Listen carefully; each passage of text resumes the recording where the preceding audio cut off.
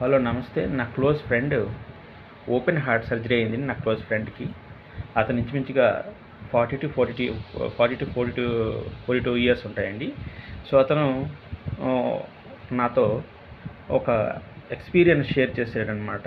ఏంటంటే, ఆపరేషన్ థియేటర్‌కి వెళ్ళిన తర్వాత డాక్టర్లు మాట్లాడుకునే టాపిక్ ఏంటంటే, విషయం ఏంటంటే వాళ్ళలో వాళ్ళు సర్జరీ చేస్తుండగా ఇతనికి అనస్థీసియా ఇంజెక్షన్ ఇచ్చేసారు, కానీ వాళ్ళు ఏం మాట్లాడుతున్నారో ఇతనికి వినబడుతోంది.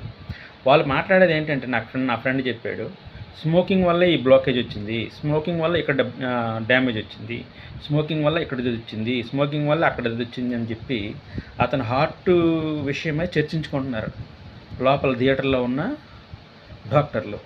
సో 90% ఆపరేషన్ థియేటర్లో వాళ్ళు మాట్లాడింది ఓన్లీ టాకింగ్ అబౌట్ స్మోకింగ్ వల్ల. అలా తర్వాత కూడా ఇతనికి కొద్దిగా ఆల్కహాల్ కూడా అలవాటు ఉంది. ఆల్కహాల్ అంతగా ఎఫెక్ట్ లేదని చెప్తున్నారు, కానీ స్మోక్ వల్లే ఇది డ్యామేజ్ బాగా అయిందని నా ఫ్రెండ్ ఆ డాక్టర్ల దగ్గర విని నా దగ్గర చెప్తే, ఈ విషయం మీతో చర్చించాలని నా సబ్స్క్రైబర్కి మీకు చెప్పాలని ఈ వీడియో చేస్తున్నానండి.